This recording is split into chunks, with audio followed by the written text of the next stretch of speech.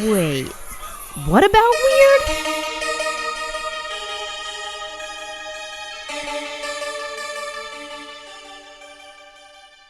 Hi, I'm Echo. And I'm Elena. I must say hi, Elena. They don't know. They don't know who's who. What if it's their first time listening to the episode? And this is What About Weird, a podcast dissecting all things weird, from cryptids and aliens to strange science and unhinged history. So Elena and I were kind of doing like a two-part series where we were doing some psychoactive episodes, and so my episode is going to be about psychoactive plants. And mine is going to be about animals. Yes. So if you remember how we did the Mammoth Cave episode, where they're connected, but they're their own episode, so you can listen to them in either order. Psychoactive plants, for those who don't know, are those that produce changes in nervous system function that alter perception, mood, consciousness, cognition, or behavior. And so I'm going to start off kind of from the biochemical aspect of things and the mechanisms of action. Welcome to class. There will be a test afterwards. This is oddly similar to the drugs and behavior class that I took in college. So this is welcome to drugs and behavior light. With Echo. So first we're going to start off with cannabinoids, because why not? I mean, those are probably everybody's one of the most favorite, highly consumed ones.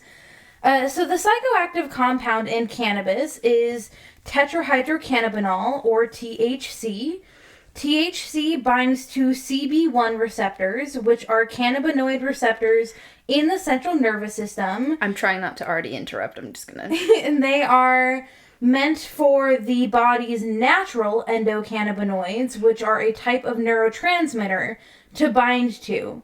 And since the structure of THC is so similar to that of an endocannabinoid, or the naturally occurring neurotransmitters in our bodies, it can bind to these receptors, which are in abundance in the brain. I know you already told me before we recorded that you're not talking about psilocybin, since that is a mushroom and not a plant, but this really sounds like the chemical structure for, it is I always get psilocybin and psilocybin mixed up. Yeah, psilocybin. But the chemical structure for psilocybin is almost identical to that of serotonin, which is basically the only structural difference is, if I remember right, psilocybin is an open circle in one place where serotonin is a closed circle, and that difference is what makes it react how it does. And it's just so fascinating that these things, it's almost identical in structure, and then one little thing is different, and that's what makes it have this wildly different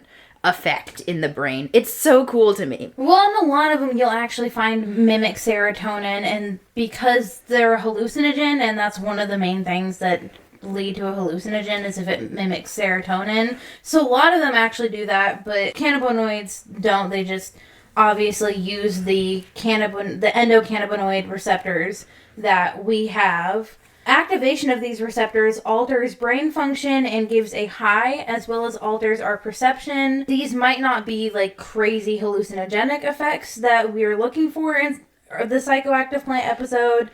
Cannabinoids are one of the most commonly consumed psychoactive plants in the world, and the plant itself can vary widely, with multiple different species of the marijuana plant and nearly 800 different strains.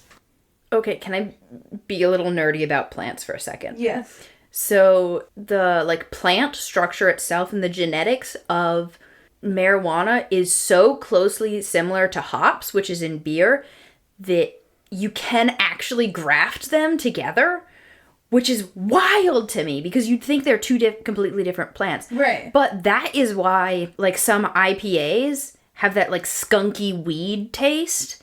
Oh, interesting. Because it's so similar. And so you can graft hops onto a marijuana plant and have more of the effects of hops, or vice versa. I don't remember which order it is, but I know you can graft one onto the other and you'll get the effects of the hops.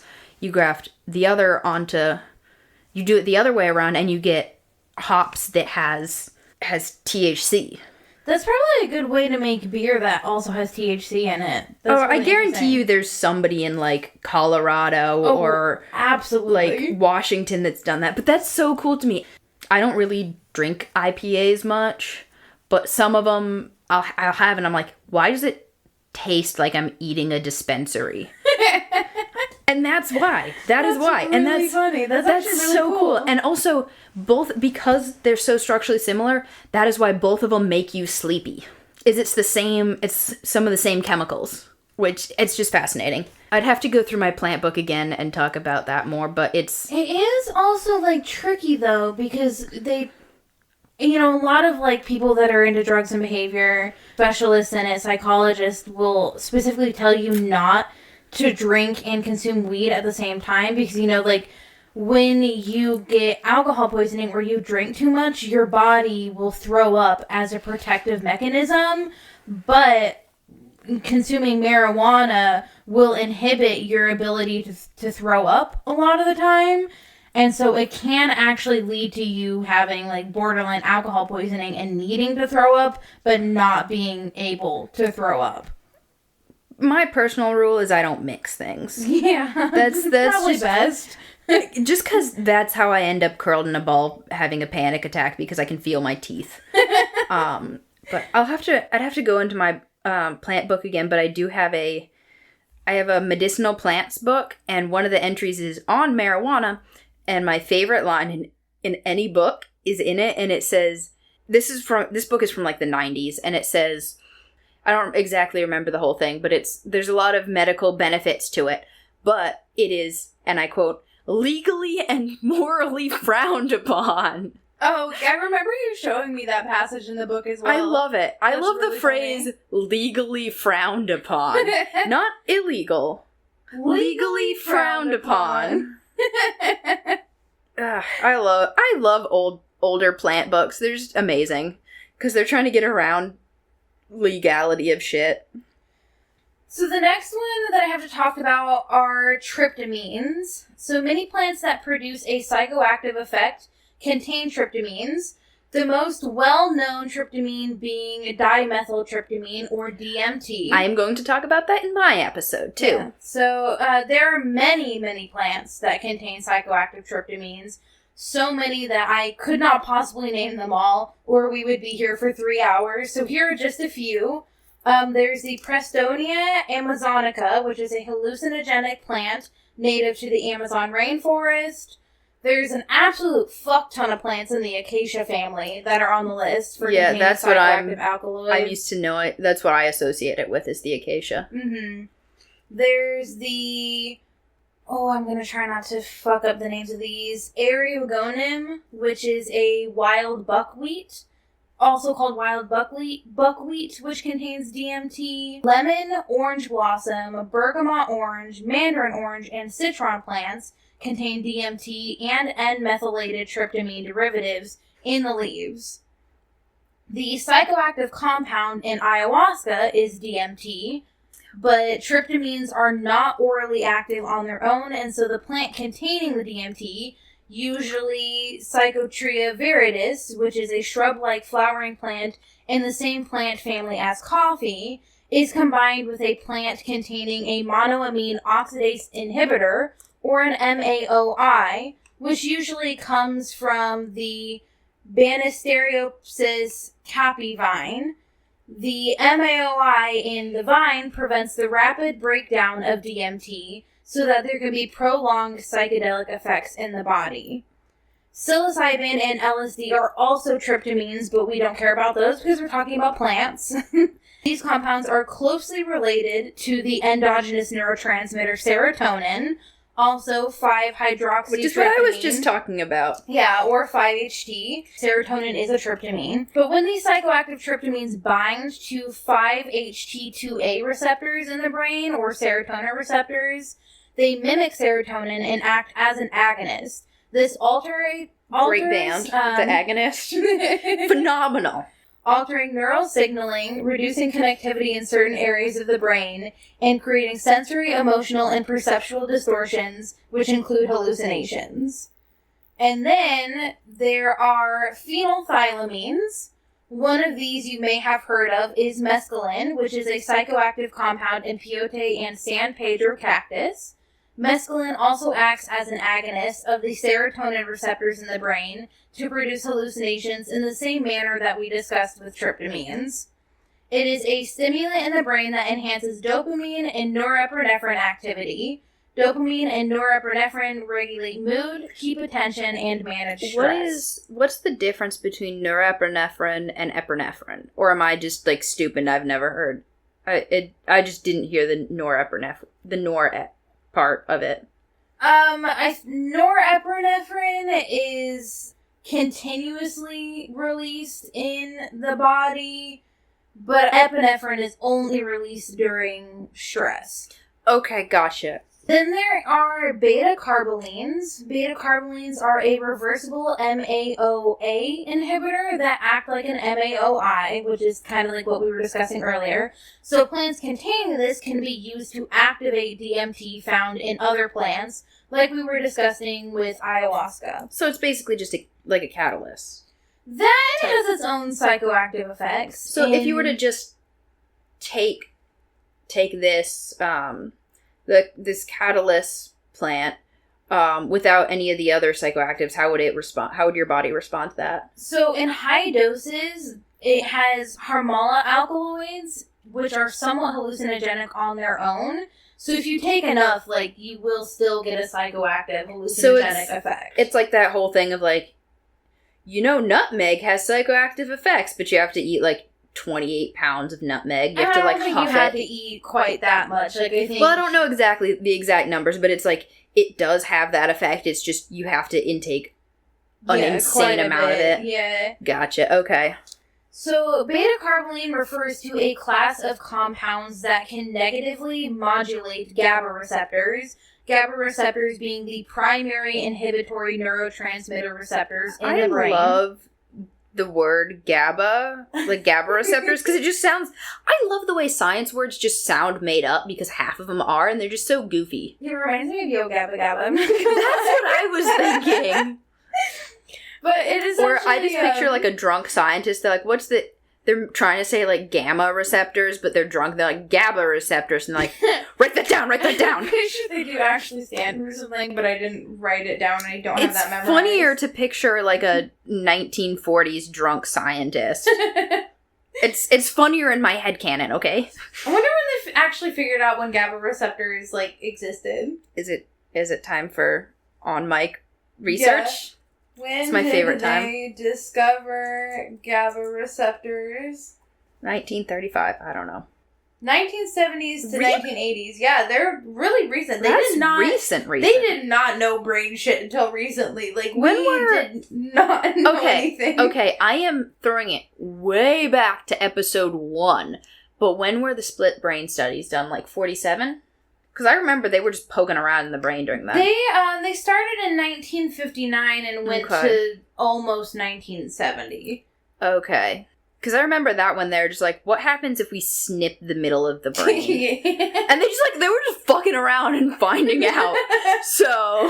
Yeah, that is true. I mean, up until, honestly, relatively recently in medical history, they were like, your thoughts and emotions come from your stomach and your heart. Yeah. You got too much ghosts in your blood. That's why you're sad. But the beta-carbolines, essentially when I say they can negatively modulate GABA receptors, it just impacts their, like, the GABA receptors' interaction with other modulators in the body. The last category we have are opiates. Most predominantly known to come from... Poppy. Yes, the Papaver somniferum, which is the bread seed or opium poppy. Opium can also be found in a Southeast Asian plant commonly known as kratom.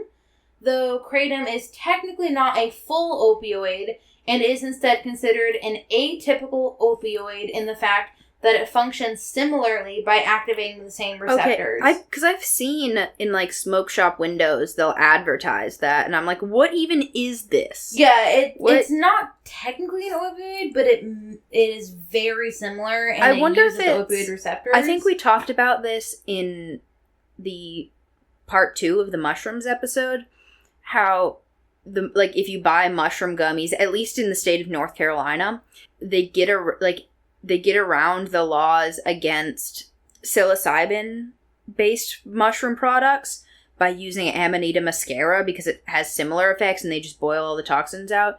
And I wonder if it's a similar thing of opiates are illegal except for medical purposes. And they get around those laws by selling, was it Kratom? Kratom? I always want to call it Crotum. They sell scrotums. I always remember it's Kratom because I think of Kratos from God of War. That would help if I remembered that, yeah.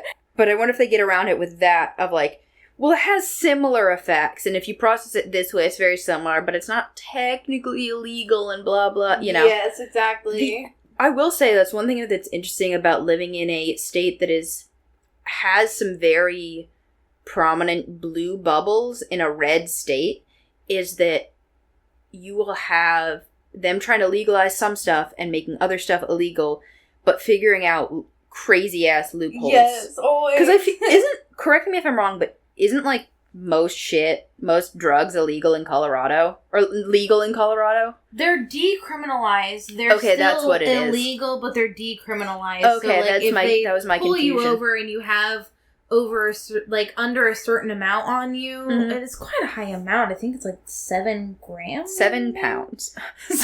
7 pounds. Okay, that's what I was thinking of. But yeah, it's weird about stuff like that. I don't know. 4 grams or less. I mean, that's a pretty significant amount. Like, 4 grams of any drug is, like, I mean, I know in North Carolina it's percentage by weight for a lot of these things, that even the things that are illegal, like with marijuana or THC, it's like, what's the percentage? Is like 0.09 or so. I don't remember off the top of my head. I'm just talking out my ass, but it's like 0.0 something or other. So you'll end up with, like, serving size for this drink or edible is 1 container, and it's the size of your head. Yeah, versus when you, like, when you're in Colorado, you're like, I'm gonna eat this pot brownie, and it's, like, serving size is 1/32 of the brownie, and you take, like, 1 bite, and you're fucked up for, like, a week. Yeah, you end up in the next dimension. You go through the portals that Bigfoot comes out of. Like, it's, it's crazy in North Carolina, the way the laws are and stuff, and all the different, I don't know, legal gray areas and loopholes. Okay, and so opioids bind to opioid receptors in the brain and flood your system with dopamine, and too much dopamine has been known to cause hallucinations. Many people who experience psychosis are suffering from excess dopamine. And this is actually really interesting. So when you have Parkinson's, in order to treat Parkinson's, a lot of the time they will give you a drug called L-Dopa, which increases the dopamine in your system. And so a lot of people who have Parkinson's, when they take L-Dopa, they will experience hallucinations because of their Parkinson's treatment. Oh my god, that makes so much sense. That explains a lot about a number of things. I don't know, the brain and brain chemistry is so weird. Yeah. Like, why is it that if I have too much coffee, I get sleepy just because I have ADHD? Like, that's bullshit. What? Like, 4 cups of coffee, I'm rocking and rolling. 6 cups of coffee, I'm taking a nap. I don't think you should be having that much coffee. You need to stop at, like, 2 cups. Like, excuse me? This is Elena, like, confessing that she's, like, severely addicted to caffeine. Okay, listen, a few years ago, when I had to stop my ADHD meds, the only way I could not have severe headaches was by consuming copious amounts of caffeine. And now, if you don't drink 6 cups of coffee, you will have headaches, because they're just withdrawals. Normally, I only have 3 cups of coffee, okay? In my defense, I normally only have 3 cups of coffee. Alright. 4 cups is when I don't get good sleep, okay? 6 cups is when I really didn't get good sleep, and I forgot that I can't have 6 cups of coffee because I will die. I am going to have a hole in my stomach in, like, 4 years, aren't I? Well, we'll see about that. We're gonna do it. Your next episode is just gonna be the effects of caffeine on people with ADHD, and you're just gonna be shaming me. Just, like, every single sentence I look over at you. So if this and I'm just like, fuck, it's just going down a list of symptoms that I currently have. I'm like, according to WebMD, I'm dying of caffeine poisoning. Okay, at least I'm not one of those people that'll crush, like, 7 energy drinks in a day. Or, Yes, I will not do energy drinks. I used to drink them in high school, and then they're just so bad for you. I exclusively do them if I'm on a road trip. Yeah. And then I usually only do the small ones. I used to have them more, but my teeth were taking a beating from them. And I actually have good teeth and want to take care of them. So. Speaking of caffeine, though, so... Oh, God, are we going to shame me? No. Speaking of caffeine, we're taking a whole different pivot. So, obviously, other than what I've listed, there are actually, so many more psychoactive compounds that can be found in plants. Caffeine being one of them. And some, like caffeine, are a simple stimulant that may alter mood, but are generally okay to drink and then drive to work. While others, like DMT, can cause severe hallucinations or even lead to psychosis in some cases. What about weird does not condone doing DMT and driving? No, do not do that. Never do that. For legal purposes, we don't condone doing any of this unless it is legal in your state. Yes. And then responsibly. So obviously I'm not going to bring up every psychoactive compound found in plants because there are just so many of them. So for the rest of this episode, I would like to focus on 2 hallucinogenic plants that have interested me for many years. And one of them really serves as a good explanation for ghost or UFO missightings over the years. So this first one is the Datura plant group. We talked about that in our Hopkinsville Goblins episode. We sure did. That was where it first came brought up, and I think I was like, hey, you should do an episode on this. Yes, I love the Datura. It's so interesting. So Datura is a type of plant. It's a plant group that grows in southwestern America, Mexico, and in Mediterranean countries. The most important species of Datura are Datura anoxia, also known as angel's trumpet, or Datura stramonium, also known as Jimson weed, and you'll quite often hear it referred to as Jimson weed. Jimson weed or gypsum weed? Jimson. Like the son of Jim. Yes. This weed is the son of Jim. Yes. Jim, leave the plants alone. What are you doing with them? Leave them alone. There's actually evidence that the Aztecs used Datura in religious and healing rituals. Is this the one where they put hallucinogenics on... I could be totally misremembering this, but is this the one where they put hallucinogenics on a rope of thorns and drag it through their tongue? I'm not actually sure. I just read that it was used in religious or healing I'm not going rituals. crazy. That was like a thing. I have no idea.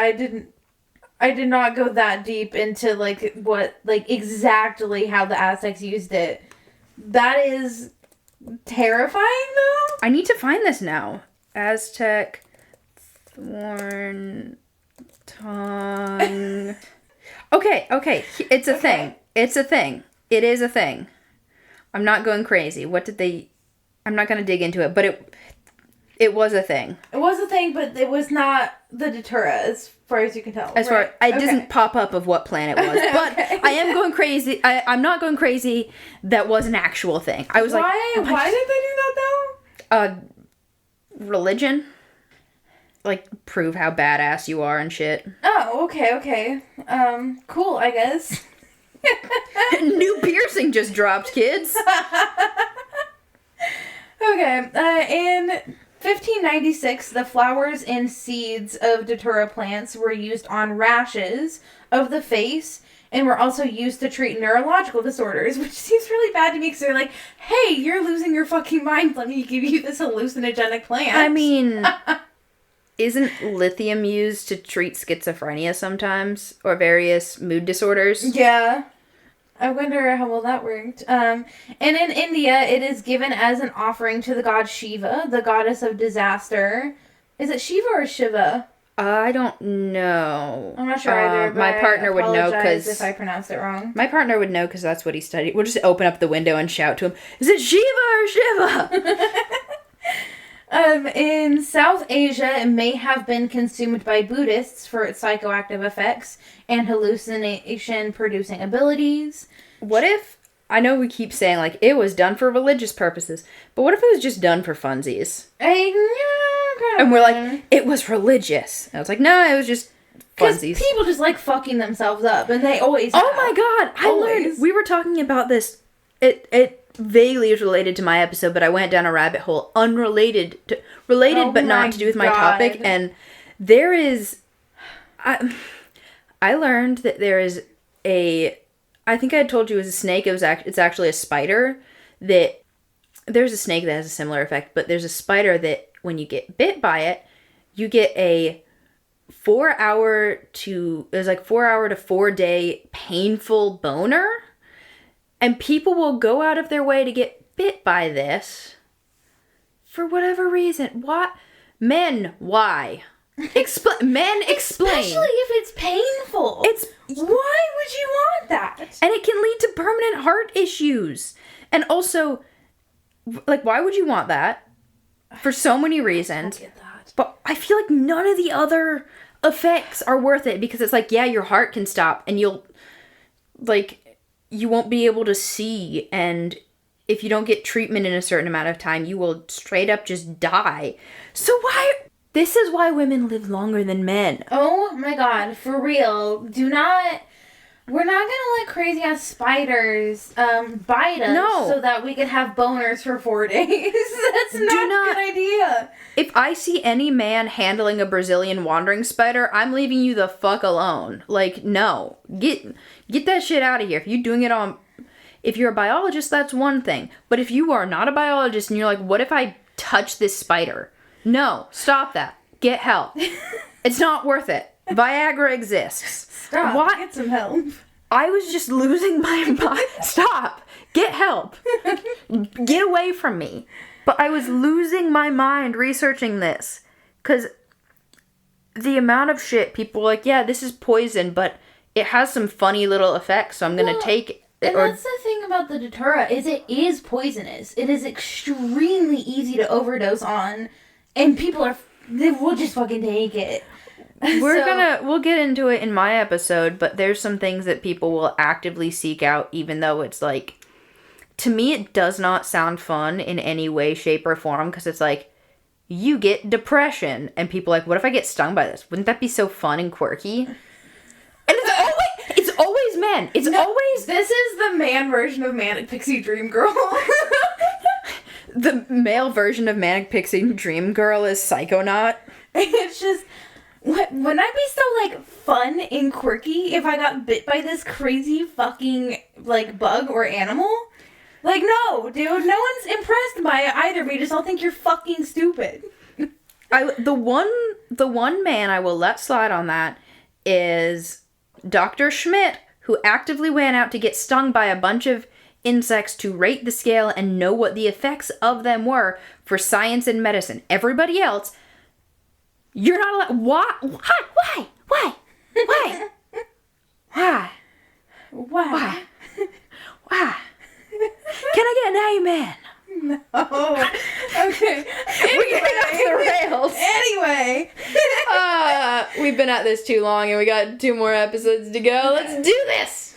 Jimson weed is pretty widely available. It grows in a lot of places. It's like a shrub-like plant.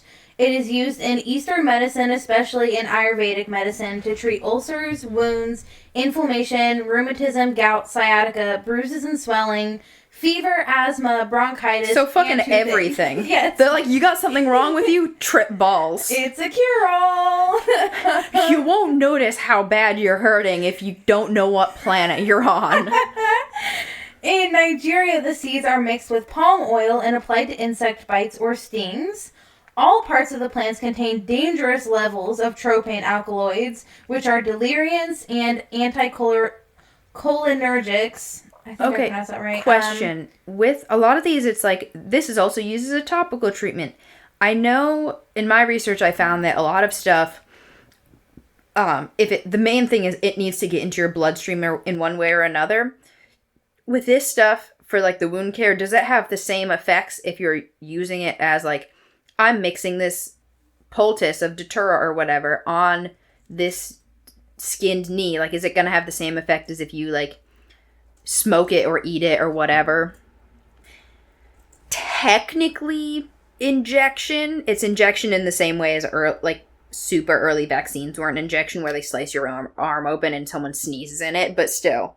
I mean, I do know that it can still work, like, through the skin. Yeah, because I know there's a lot of stuff with what I researched of, like, it can absorb through your skin.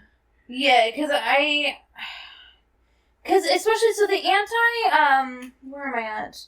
Fuck am I? Where am I? I don't know. You're sitting right next to me. You're in my house. That's all I know where you are. The anticholinergic is basically it blocks the neurotransmitter acetylcholine, which enables muscle contraction and secretions from glands. Okay, so it's like a muscle relaxer type. And so, yeah, especially if that is used on the skin, that is one of the effects. But it is, like, if someone's going to take it for the hallucinogenic effects, they're probably going to, like, smoke it or eat the seeds of the plant.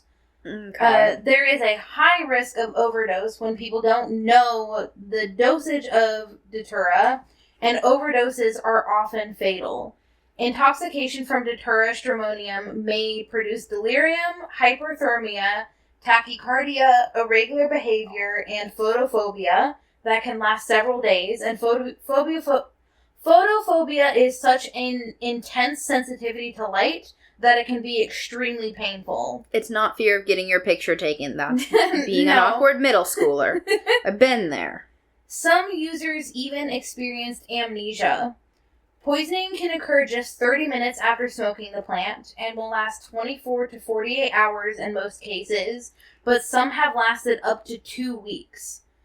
And I also have, so for those of you who don't know, if you can go to arrowwood.org, and Arrowwood is basically just a platform where you can share any sort of, like, experience from consuming a drug or a chemical or something like that. And there are stories on here that are, just general stories, people's first time stories.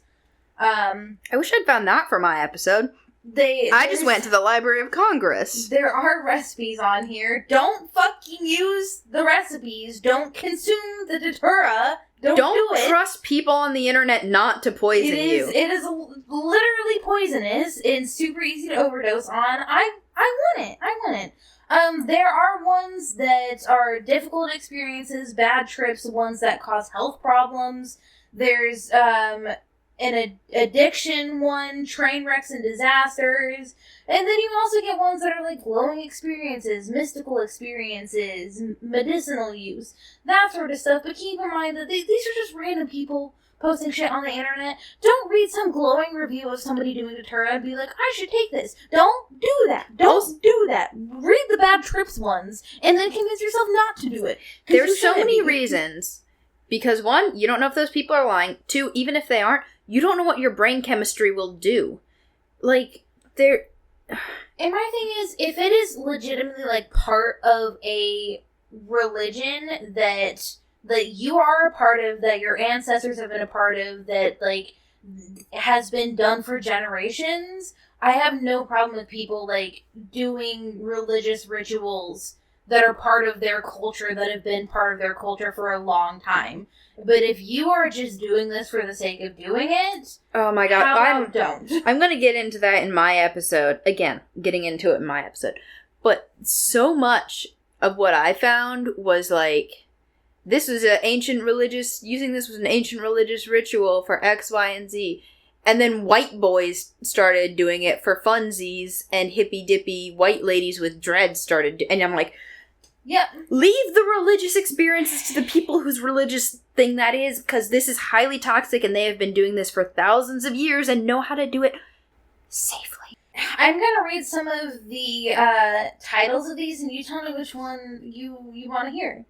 So we have Hellishly Fantastical, Scaredy Cat, Untold Truth, Discovering Delirium, Beyond Anything, A Pandora's Box, Stepping into the Spirit World, Dark and Hopeless Hell, Clawed by a Giant Eagle, Eating Clawed Bugs... by a Giant Ingle? Clawed by a Giant Eagle. The supermarket Ingles just claws someone.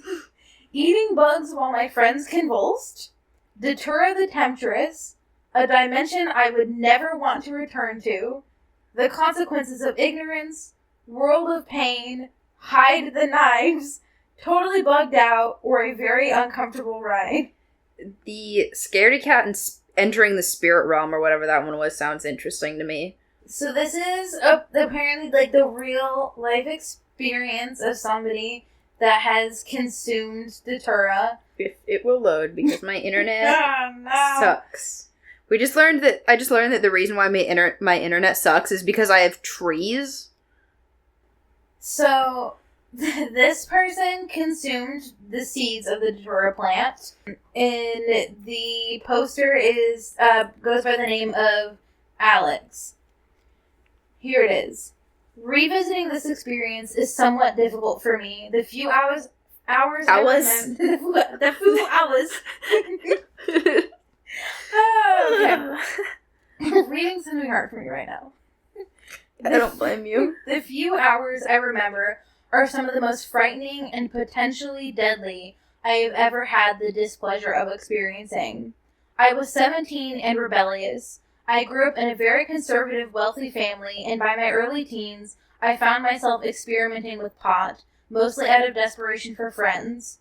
By the time I was 17, I was regularly getting stoned and loving this new world I discovered. I was meeting people and spending time in places that my parents would have died had they ever found out about, and I loved it. I loved the independence. I loved thinking I knew better.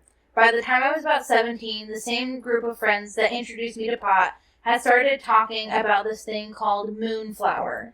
Desperate to prove myself to these older, cooler guys. This already sounds like what they told you in school it was going to be like. You know what I mean? Program. Yeah. Marijuana is the gateway to all of this. Yeah, marijuana is the gateway to all of this, and you will die. And it's you're going to try and be cool with older, cooler kids. I have had more peer pressure to listen to black metal and drink oat milk than I have to do drugs. You know what pressure I feel a lot is to get sleep and drink protein shakes. Sorry, my bad. I wasn't even referencing you, but I mean, kind of. I don't get you for the protein shakes. I get you for the sleep. No, that's so funny, though. I try and peer pressure you to leave work on time, though. Oh, that is true. Elena will literally bully me. I threaten to drag you into the parking lot and fight you if you don't leave. Okay, so desperate to prove myself. Fucking hell! Desperate to poof myself. Is that the new version of unalive yourself? And so this person unalived themselves. This person poofed themselves. Oh my god!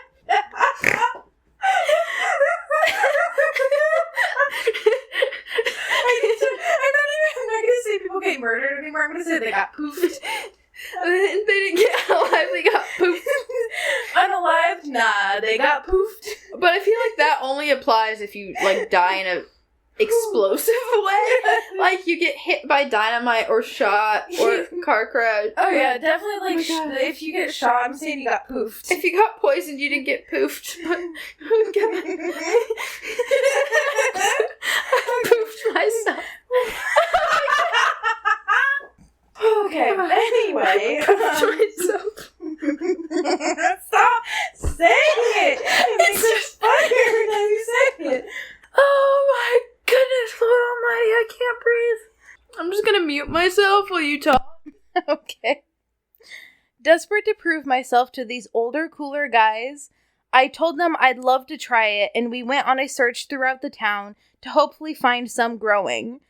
We found a plant and took a few pods to one of the guys' home. Just imagine if it wasn't this plant and it was just some random, like they had marigolds and they just, or not marigolds, morning glories, and they just died. Well, actually, morning glories are hallucinogenic, but... Well, they're also the same family as the Datura. That makes sense, but imagine it's just something else and they just die. I don't remember how much I took that night, but it wasn't much. I remember going home pretty soon after and coaxing myself into thinking I was starting to trip out. I had never done anything but smoke weed, so I didn't know what this was even supposed to do, but the little information they had given me led me to believe it was some kind of hallucinogen. That's literally all I knew about it. After that failed night, a few months had gone by, and I found myself at the local lake with some friends hanging out at the beach. I noticed some gigantic moonflower plants growing nearby, and upon closer inspection... He decided to poof himself. I noticed that there were several huge spiny pods growing all around it. I picked 4 or 5 of the biggest ones and headed home. They looked kind of cool, so I lined them on top of the TV in my room and kind of forgot about them. A couple days later, my entire family came down with their wives and children. I'm the youngest. We're a pretty close family, so we spent the day hanging out and just having a good time. Little did I know what was coming that night. It was about 3 in the morning, and I was bored with nothing to do. I'd spent all the time I could on the computer, and there was nothing on the TV, but I soon remembered the spiny pods sitting on top of my television. I was in a pretty daring mood and didn't want another false start, so I took 2 of the pods upstairs with me and cut them open in the kitchen. I completely emptied out the contents of both pods and poured a glass of my favorite juice, then proceeded to pour the contents into my mouth where I chewed them up into a pulp. I want to know what juice they used, just because I know some things are more activated by acidic things than non-acidic. Like, the acid can help activate it, so I'm wondering if, you know, this guy took 2 pods before and then took 2 pods now with a juice that was acidic and it made it stronger or something. So you just said fruit juice. But yeah, tell me about how this guy poofed himself. And I've been tripping balls the whole time. But as I sit here and remember, I'm actually gagging as I think about it. I sat on the kitchen floor for a few minutes, then remember walking downstairs into my bedroom. I sat on the bed waiting for something to happen, and after 10 minutes or so had passed, I started thinking it must have been another dud pod. I sat up to walk into the bathroom, and as I got up, I noticed a strong sense of dizziness come over me. It's working, I remembered thinking. I walked into the bathroom with a really strong urge to urinate, but as I stood over the toilet, I noticed that I couldn't go, no matter how hard I tried. I couldn't start to pee, but this time the effects were almost doubling every minute or so, and my mind was becoming more and more cloudy. I had to pee so bad, and I remembered that every time I got into hot water, I had a hard time not going. So hey, why not turn on the outside jacuzzi? Genius idea, I thought. Don't mix water and hallucinogenics. I've never done hallucinogenics, but I just know that's a bad idea. Yeah. I remember having the hardest time trying to lift my legs to walk by now. That should be your sign, Yeah. bro! Lay in the grass. It's floor time. Like, don't go anywhere. Floor time for the next 6 hours. On your side in case you throw up so you don't aspirate. I got to the edge of the jacuzzi, which was about 1 foot high ledge to step over, and I thought I was lifting my leg What high short-ass jacuzzi do they have? to step over the ledge. But as I went to take my step, I noticed my foot was only a few inches from the ground. I tried again, and the same result. I bent down and lifted my leg up with my hands, and suddenly I was sitting down in the warm water. I was finally able to urinate, and I was just sitting there in a complete daze. This is where I started to pass in and out of consciousness. The best way to explain it is to say it's exactly like when someone holds my neck and passes me out, and I start coming back from it. What? I'm sorry, like getting choked? This makes me concerned for this guy's family life. Is this guy admitting he's into autoerotic asphyxiation? Something. I'm like, how does he know what it's like to be passed out from someone holding his neck? Or is it just like somebody cradling your neck while you fall? Like someone snuggling you and holding your head as you fall asleep on their lap? Like, what do you mean? It definitely sounds like he's talking about getting choked or something. Like, that's not great. Sir, get therapy. Don't do drugs. I mean, like, I get it. Therapy's scary, but like, not as scary as this. Yeah, I'm sorry. That seems scarier. And also, I don't know. The most concerning part about this is the fact that he just casually is like, yeah, it feels like when you get choked. Excuse me? Such a casual sentence put in there. Because he's like, I have to say it's exactly like this. And I'm like, it's exactly so like you that. know what that's like. That's it's exactly concerning. like the time when I got stabbed in the gut. Like, what? What? Okay, so he goes on to say, I get this weird static noise in the background, like from a television that slowly fades away and I'm back to normal again. This started happening over and over. It was even stranger because the noise of the water and jets mixed in with the static and all blend together. This is the scariest part. I'll give a brief explanation of the outlay of our backyard to better convey the situation. The pool and jacuzzi sit about 25 feet from the house, and the house faces a steep drop-off that looks out over the city. There's homes on both sides of ours that are separated by a high brick wall. I was situated in a way that I was facing the house with my back to the drop-off and was able to see the brick wall to our neighbor's house to my far right, about 50 feet away. Remember, this is now 3 to 4 in the morning, so it's pitch dark. I remember looking over at the wall and seeing a dark figure appear. It was more of a black shadow, than a person, and it slid up over the wall and started crawling over to me. Did it have yellow eyes? I need to know. You know our running thing with the yellow eyes. We gotta know. It just says it's a dark figure. No eyes, just blackness. No hat. The moment this shadow person isn't styling. The moment the first figure started over the wall, it was followed by 3 others that looked exactly like it. I followed them with my eyes as they slid up and over the yard until they slipped into the water in front of me. Then darkness, now static. I can't see anything, but I can hear the static getting louder and louder. It's building up more and more until it morphs into the sound of the jacuzzi jets. I look up and the figures are gone, now darkness again. The things are back. I'm talking to them, but I don't remember what about. Now the static is building up again until it morphs into the jets. I look back up and they're gone. Darkness swallows me again, and the beings are back. Then suddenly I come back to, and I'm in the house, standing in the downstairs living room, dripping wet. I start walking to my bedroom, and I notice the light is turned on. I didn't leave it turned on, I think to myself. I walk in, and to my absolute horror, my entire family is there. They're all staring at me with looks of disgust and surprise. My dad approaches me in a demanding voice and says, "What are you on?" I desperately try to answer nothing, but my mouth won't work. I finally get something close to nothing out, and he answers back, "You're slurring your words so badly I can't even understand you. Now tell me what you're on." I scream back nothing and turn to my bed. My mom is sitting on it, and I lay down next to her. She places her hand underneath me to feel my heart, and I hear her say, "His heart is about to beat out of his chest." I get scared, and in my final words utter, "Moonflower, I took Moonflower." They ask in confusion what Moonflower is, and I point to my TV. I raise my hand and yell, "Moonflower," as I point at the pods on my TV, then darkness. That was my last memory. Suddenly, I wake up, my mom is holding me. I'm sitting on the couch in the office, and I see a figure charging toward me. I start batting at it with my hands and screaming, and my mom holds me down and says, "Alex, it's just a hallucination. Settle down."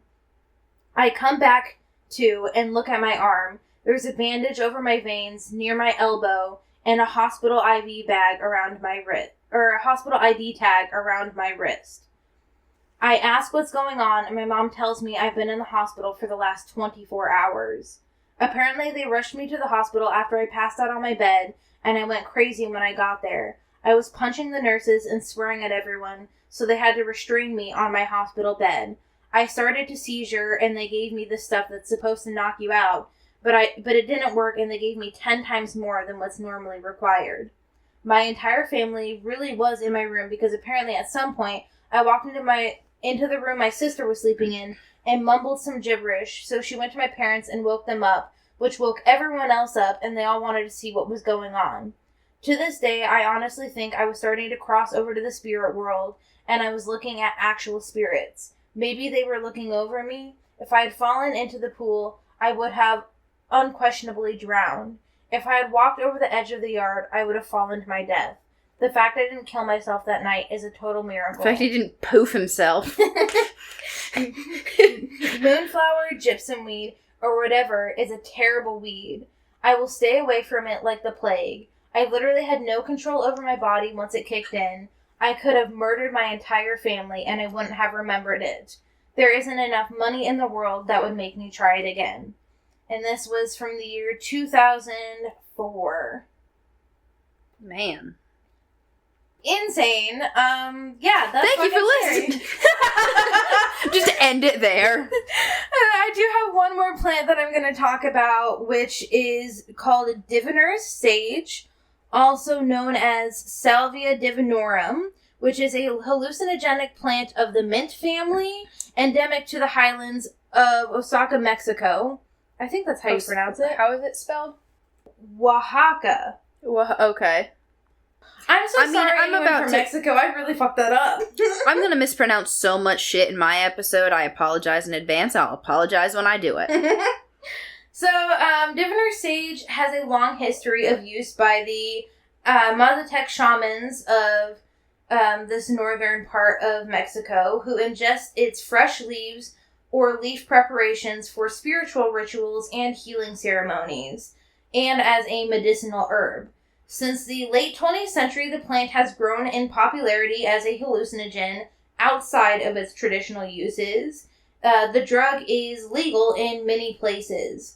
The plant species name divinorum is said to mean of the seer, which refers to its traditional use in medical divination, which is the practice of using spiritual means to diagnose illness or find the cause of an illness. It has been used in medicinal practices to treat diarrhea, headache, rheumatism, anemia, or a swollen belly. And the swollen belly is said to be pregnancy. due to... Yeah, that's what you would think, but it's said to be due to what did I do? some kind of witch's curse. So if you get cursed by a witch to have a swollen belly, apparently this will help. The active ingredient... I curse you with chub. The active ingredient, salvinorin A, is one of the most potent naturally occurring hallucinogens and induces intense but short-lived effects. Salvinorin A is a opioid receptor agonist. Ingestion of moderate amounts of it leads to changes in mood and bodily sensations, physical incapacitation, feelings of detachment, delirium, paranoia, uncontrollable laughter, mystical experiences... Oh my god, did we take this earlier? and altered perception of self and of time. The hallucinations can often be vivid and bizarre and have been described as either like being in a film or dreamlike. Common after effects can include dizziness, fatigue, and amnesia, and at higher doses, it can cause severe psychotic disturbances, which may continue for hours after the hallucinations have dissipated. Although the plant is believed to have low toxicity and low potential for addiction, studies have suggested that it can precipitate psychiatric symptoms in people that are already, like, vulnerable to, like, cognitive decline or, like, these cognitive issues. And it can, it may negatively impact cognition. I was going to read a Salvia divinorum experience, but... This episode's running long? Yeah, it's running pretty long, but you can go on to Arrowwood and find those. I'll try to remember maybe to post it. Yeah. I don't know, or you just look it up. Exactly. And just a reminder, so just because something is natural doesn't mean that it is good for you. Arsenic and cyanide are natural. Oh, I'm literally going to bring that up. Yeah, I literally have that as an example. Just because you have the receptors that it can bind to doesn't mean you should do it. So, pits of some fruits contain cyanide, so it is naturally occurring, but obviously just because it's natural doesn't mean you should consume it, because cyanide is a very dangerous compound and will kill you. There is also the argument that, if we have the receptors for it, like endogenous opioid receptors or cannabinoid receptors... We have the receptors for stress hormones. That doesn't mean they're good for us. And that's the thing. That's an evolutionary advantage, though. Yeah. Here's the thing. But long term, you know what I mean. Those are naturally produced by the body. These are external compounds that we are consuming.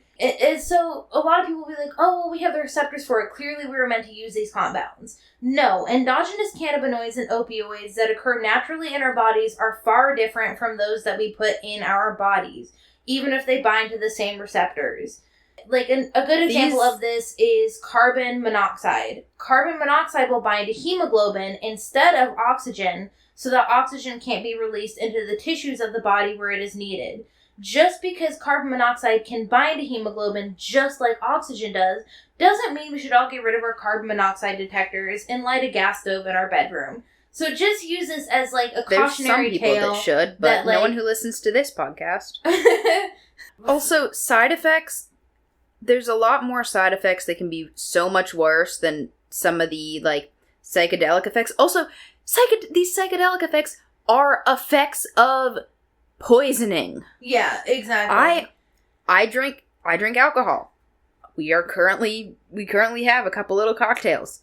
But the effects that alcohol has on you is poisoning. You are poisoning yourself. So take all of that with, like, a grain of salt. Like, obviously, I'm sharing this information with you for a scientific purpose, and not because I want you to take any of these substances. Like we said, don't do it. Be smart. Be safe. I do not advise you to do anything that is not in the interest of your personal health. And for legal disclaimer, if you choose to do any of these in this episode or the next episode that we talk about, that is entirely on you. We have told you, do not do it. Yes. So, we forfeit all legal responsibility. I ain't trying to get my ass sued, okay? No, literally, we warned you. We warned you. I read you a bad trip story. Don't fucking do it. Anyway, Elena, would you like to do our outro? Thank you for listening. If you liked it, please rate the podcast and share it with the weird people in your life. Follow us on Instagram at whataboutweird.pod, where we often share pictures related to the episode. We are also on Blue Sky as What About Weird Pod. If you have any topic suggestions or personal weird stories, please DM us or email us at whataboutweirdpod@gmail.com. And always remember to ask about the weird. Bye for now!